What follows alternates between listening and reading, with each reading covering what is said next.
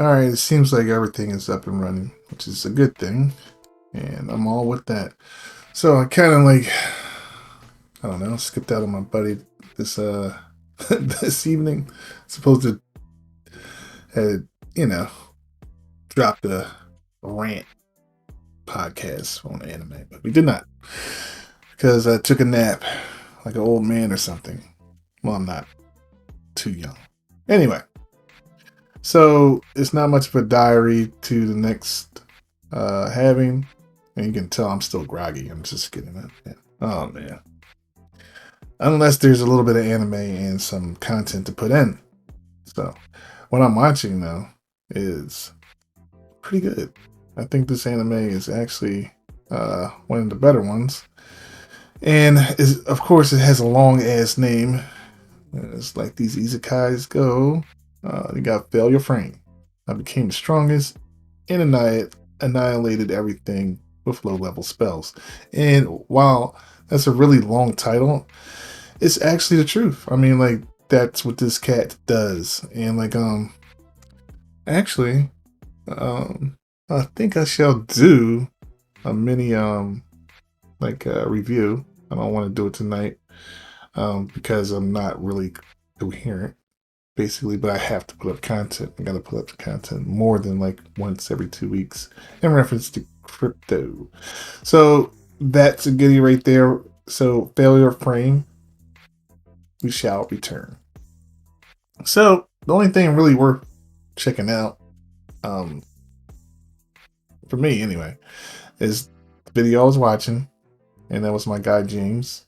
He was talking his thing, and so far was, I mean, like, this is perfect to watch. I mean, like, all the information is coming in, all the data is coming in for today on the 20th, and already without anybody really reporting. Well, actually, you got 80%, I would say, and we're just waiting for the BlackRock ETF to report, and we can get a little bit of a gist of what's going on. But this is good. I mean, even though the price of Ethereum's down, it's just good that Grayscale just keeps on dumping and getting all that stuff out. So that's the only real thing to report outside of Bitcoin in reference to the ETFs. And they're still dumping, and there's less buying. And they say August is like a very volatile month when it comes to anything, the markets. So, and it has not disappointed. So we got some volatility still, and I guess it's still good. You know, they want to bleed out, let them bleed out. They have a little Bitcoin trust, and that's not doing too well.